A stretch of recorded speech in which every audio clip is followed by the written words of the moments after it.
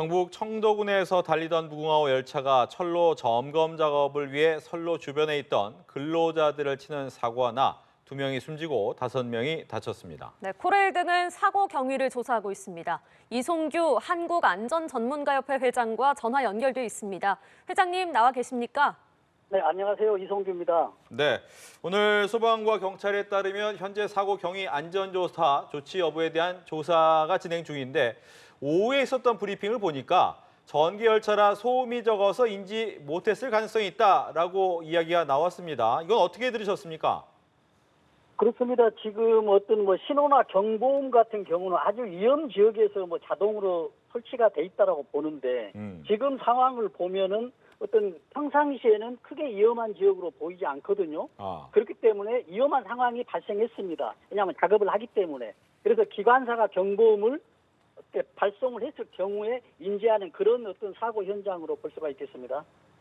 예, 물론 선로 지형을 꼼꼼히 살펴봐야겠지만 일단 사고가 난 주변의 영상을 보면 급커브가 있거나 그런 지역은 아닌 것처럼 보인단 말이죠. 기관사가 실제로 선로 작업자를 눈으로 확인하고 멈추거나 할 수는 없는 상황이었을까요? 지금 이런 기관사가 어떤 장애물을 보고 작업자를 보고 위험 상황이 발생하면 제동 장치를 하거든요. 네. 그런데 지금 기관차가 지금 어떻게 되어 있냐면 지금 시속 100km로 가잖아요. 이걸 제동 거리를 했을 때 약 지금 시속 100km로 갔을 때 약 1km, 800m에서 1km 제동 거리가 나온다라고 지금 이렇게 돼 있습니다. 예. 그런데 우리가 이제 어떤 위험 상황을 보잖아요. 자동차 운전할 때도 마찬가지입니다.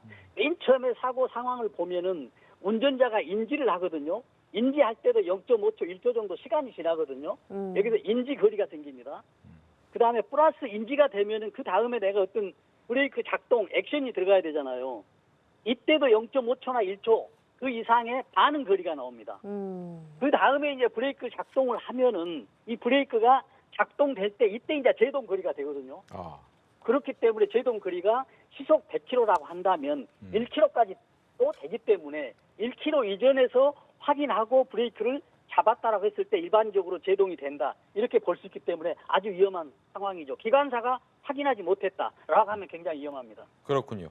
그렇다면 이제 관제사가 해당 작업 시점에 철도 시간이나 운행 시간을 확인하거나 아니면 조율할 가능성이 있지 않았을까? 즉 열차 기관사들한테 관련 작업 내용이나 시간이 왜 고지되지 않았을까에 대한 의문은 남거든요. 어떻습니까? 우리가 봤을 때 고지가 안 된 게 아니라 고지가 됐다고 봐야죠. 왜냐하면 지금 위험 지역에서 기관차가 지금 지나가는데 네. 열차가 지나가는데 거기에서 위험 작업을 하고 있거든요. 장애 요인이 발생을 했습니다. 일반인이 통행하지 않는 곳에. 그렇다는 얘기는 기관사에게 이미 고지가 됐었고 또 기관사가 아닌 우리 작업자 있잖아요. 네. 작업자도 몇 시에 여기에 기차가 지나간다는 것이 서로 상호 간에 소통이 됐다라고 보여지죠. 이게 안 됐다라고 보면 굉장히 안전 사각지대가 돼버리는 것이죠. 예, 또 코레일 관계자가 절차상의 문제는 없다 이렇게 밝히기도 했는데 우리가 보통 도로 보수 작업 이런 거를 할 때도 보면은 안전 시설을 설치하고 안전원을 배치하지 않습니까? 철도의 경우에도 철도 안전법에 이런 매뉴얼이 있을 것 같은데 어떻습니까?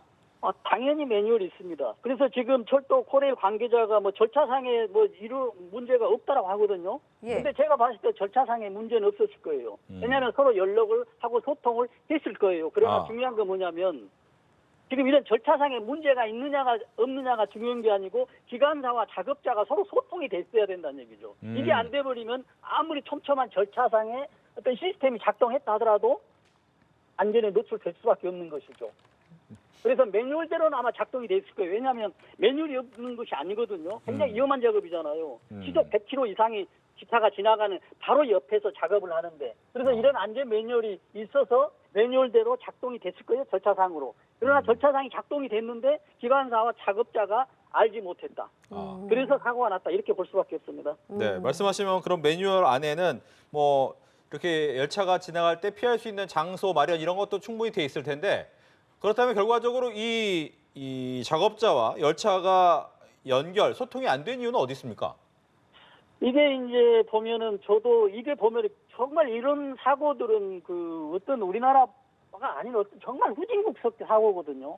왜냐하면 일반인이 전혀 들어갈 수 없는 철도 바로 옆에서 작업자 한두 명도 아니고 작업을 하고 있고 또 작업자도 기관사도 이런 위험 구간을 통과해야 되고 또 작업하는데 우리 시스템이 요즘 계속 산업재해가 발생하고 있잖아요. 그래서 작업자의 어떤 안전관리자도 있었을 거고 그러는데 이런 사고가 났다는 것은 저도 이게 정말 우리나라의 어떤 그 철도 사고인지 정말 그 의심할 수밖에 없는 이런 상황입니다. 네. 또 코레일 측에 따르면요, 최근에 폭우로 인해 청도 지역에 비가 많이 내렸고 작업자들이 철로 옆에 비탈면 구조물 피해를 확인하던 중이었다고 하는데요. 폭우로 이렇게 도로나 철로 주변에 경사면이 훼손된 곳이 이곳 말고도 더 있을 것 같거든요. 앞으로 이런 곳들을 확인할 때 어떤 점을 조심해야겠습니까?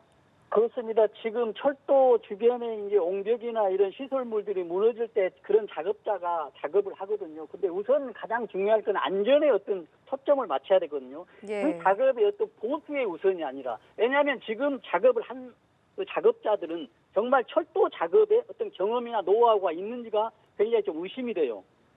왜냐하면 지금 옹벽이나 어떤 그 비탈민 어떤 안전에 대해서는 그동안 평소에 경험을 많이 있지만은 철로 옆에 있는 어떤 경사면의 안전 이런 거에 대해서는 얼마나 경험이 있는지가 굉장히 중요하거든요. 그렇기 때문에 앞으로도 이런 사고가 많이 나고 또 지금은 생각도 못한 어떤 비가 많이 오기 때문에 앞으로 비가 오게 되고 이런 사고가 난다면 정말 거기 적소에 맞는 어떤 안전관리자를 선정해서 또 교육도 필요하고요. 여러 가지 어떤 안전 대책이 더 촘촘해져야겠다는 이런 생각을 합니다. 네. 뭐 끝으로 이제 국토부에서도 열차 사고 원인 규명과 재발 방지 대책을 마련하겠다. 즉 사고 원인 상황 등을 조금 더 면밀히 살펴봐야 되겠지만 뭐 이런 사고를 막기 위해서 앞서 잠깐 이야기를 해주셨겠지만 가장 중요한 거 이것만큼 꼭 지켜야 될 것 어떤 게 있을까요?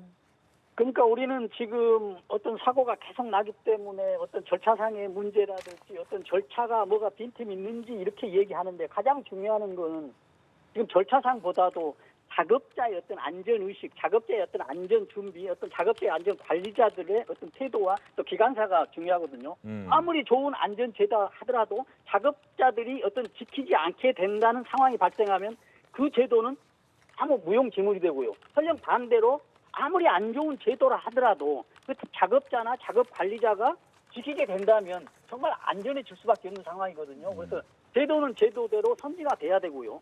또 거기에 맞춰서 우리 국민들이나 작업 관리자들은 여기에 맞게 또 안전의식을 더 높이는 이런 시스템으로 되지 않으면 이런 사고는 다시 발생할 수 있다라는 또 그러한 불안한 예측도 한번 해봅니다.